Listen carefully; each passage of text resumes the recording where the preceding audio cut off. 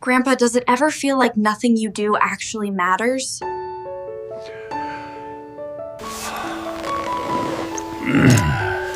She is only 15. But when she asked me that yesterday, her eyes, they look like old eyes. Flat, empty, exhausted. It felt like ice water in my veins. It stopped my breath. I am sitting here now in my study. It's 3 p.m. The afternoon sun is warm on my face.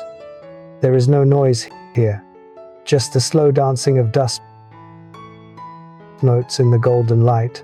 I am holding this cheap, chipped white coffee mug, trying to stop my hands from shaking, because when she spoke, I didn't see a teenager. I saw myself. She is drowning in the same lie that almost killed me 50 years ago. And if you are watching this, looking at your phone, feeling heavy, feeling behind, I think you are drowning in it too. I need you to listen to me. Please, don't scroll away. I don't have much time left to tell you this.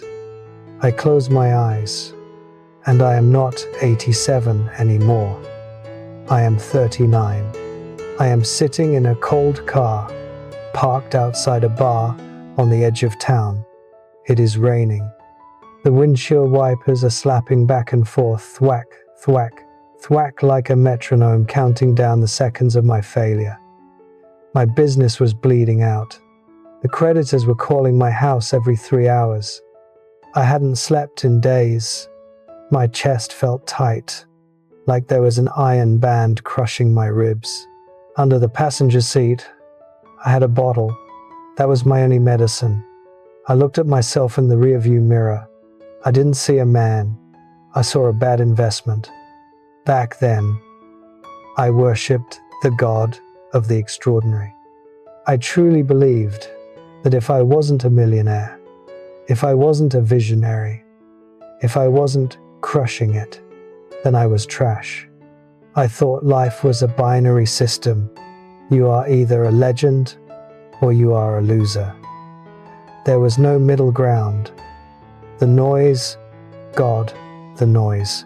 The world screamed at me. Be special. Be great. Leave a legacy. I was chasing a version of myself that didn't exist. I wanted the applause. I wanted the spectacle. I wanted strangers to know my name because I was terrified that if they didn't, I would disappear.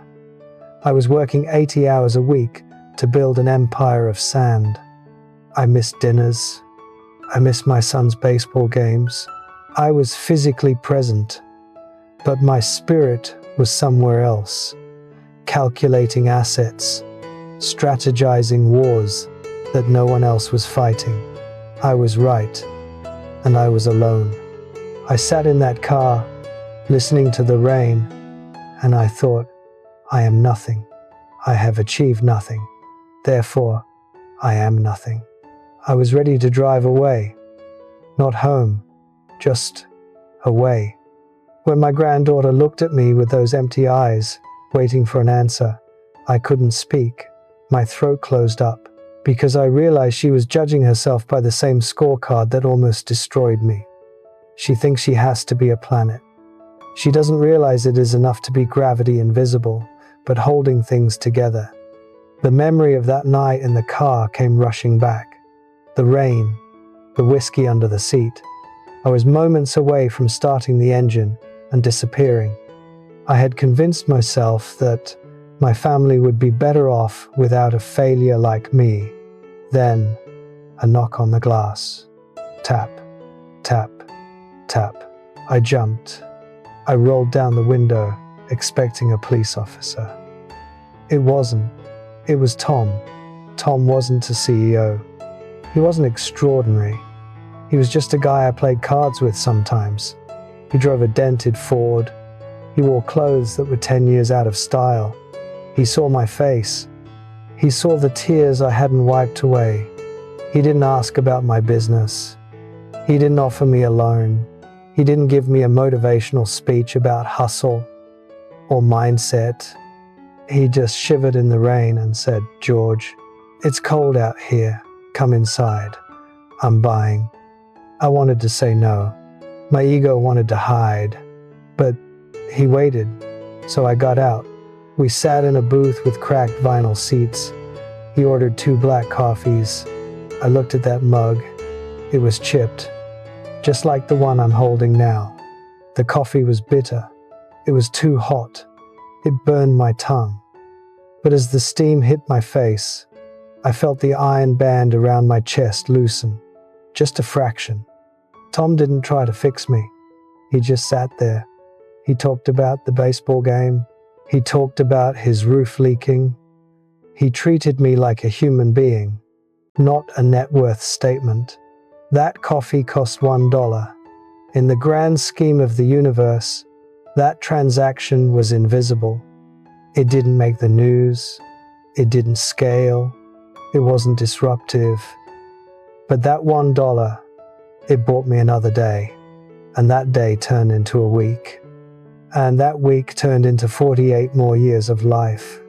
I looked at my granddaughter and I wanted to scream. The world tells her she needs millions of followers to be valid. But Tom saved a man's life with 12 ounces of burnt coffee and 20 minutes of silence. That was the crash. The moment the god of grandeur died, I realized I had spent my life trying to build a monument when all I really needed was a chair to sit in and a friend who wouldn't leave. I didn't sell my company the next day. I didn't move to a monastery. Life doesn't work like the movies. But something inside me quieted down. I resigned from my position as the general of the universe. I stopped trying to conquer the day, and I started trying to just inhabit it. I call it the ministry of presence. It sounds fancy, but it is actually very small. It is the art of being right here, nowhere else. Let me tell you what that looks like. It's not a TED Talk. It's not a viral video. It looks like the summer my grandson, Leo, was 7. He was terrified of the swimming pool. The old George the George from the car would have been embarrassed. I would have stood on the edge, shouting instructions. "Come on, be a man. It's just water. Don't be soft." I would have tried to fix him, because his fear would have hurt my ego. But the new George, I just got in the water. I didn't say a word. I didn't look at him. I just stood in the shallow end, waist deep. I felt the cool water on my skin. I smelled the chlorine and the cut grass. I watched a dragonfly hover over the surface. I stood there for 15 minutes, just breathing, just being a steady post in a shifting world. And slowly, inch by inch, Leo came down the steps. He waded over to me. He didn't say anything. He just reached out and held my hand. His little grip was tight. He was shaking. We stood there together for a long time. I didn't teach him to swim that day. I didn't make him brave, but I made him safe. And that felt better than any deal I ever closed. That was $1 million moment, and it cost me nothing but time. It changed how I saw everyone. I started going to the grocery store, not to buy milk, but to see people. There was a cashier there, Sarah. She always looked tired. Gray skin, heavy eyes. The old me would have been tapping my foot, checking my watch, annoyed that she was scanning the items too slowly. Hurry up, I'm important. But one Tuesday, I really looked at her. I saw the way her shoulders slumped.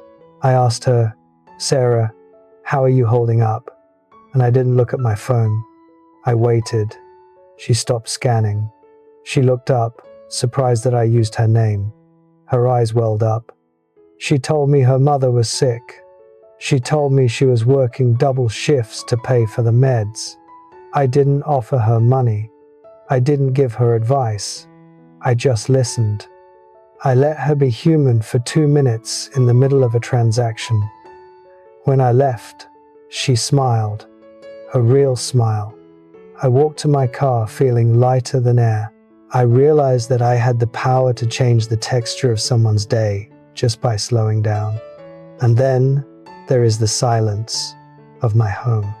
This morning, my wife and I were in the kitchen. We'd been married 52 years. We were just washing berries for breakfast. The tap was running, the water was cold, the strawberries were bright red in the white colander. She handed me a bowl. Our fingers brushed. We didn't speak. We didn't need to. In that silence, there was a whole history. The arguments we survived, the children we raised, the grief we shared. It was so ordinary. A young person would look at it and see boring. They would see nothing happening. But I stood there, eating a strawberry, tasting the sweetness, feeling the sun on the back of my neck. And I thought, this is it. This is the heaven everyone is searching for. It's not at the top of the mountain. It's here, in the kitchen, in the Tuesday afternoon light. I looked at my granddaughter yesterday. After the silence stretched out, I took her hand. It was cold. I said, "Sweetheart, you are asking if you matter. You think you matter only if you are a firework, big, loud, bright for 2 seconds and then gone." I pointed to this chipped mug on my desk. "Be the cup," I told her. The cup doesn't scream. It doesn't shine. It just holds the warmth. It is useful. It is constant. And when you are cold, it is the most important thing in the world. She started to cry. But they weren't the heavy tears of despair. They were the release tears. The tears of putting down a heavy backpack after a 10-mile hike. She hugged me, and for the first time in months, she didn't feel like a ghost. She felt solid. That is the peace of the present. I am 87. My knees hurt. I walk slow. My world has shrunk to this house, this garden, this study. But I have never been happier because I stopped trying to be extraordinary. And finally, I became free. Now, I need you to look at me. Put the phone down on the table, just for a second, and listen. You don't need a heart attack to wake up. You don't need to be 87 to realize that the race you are running has no finish line. Stop waiting for the big moment to validate your existence. It isn't coming. And if it does, it won't feel the way you think it will. Your life doesn't have to be extraordinary to matter. Matter starts the moment you stop performing and start connecting. It is found in the text message you send to a friend you haven't seen in years. It is found in the patience you show to your child when you are exhausted. It is found in the quiet, invisible work of being a good person when no one is watching. Go be the chipped mug. Hold the warmth for someone else. The world has enough stars. What we are starving for is humans. I cannot live your life for you. But I can tell you this. The only thing you will care about at the end is how well you loved. If you know someone who is running too fast, someone who is drowning in the pressure to be special, please send this to them.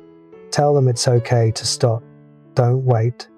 I know the noise is deafening out there. I know you feel the weight of invisible eyes watching you, judging your speed, measuring your worth against people you will never meet. You are exhausted because you are carrying a burden that does not belong to you. The burden of being memorable.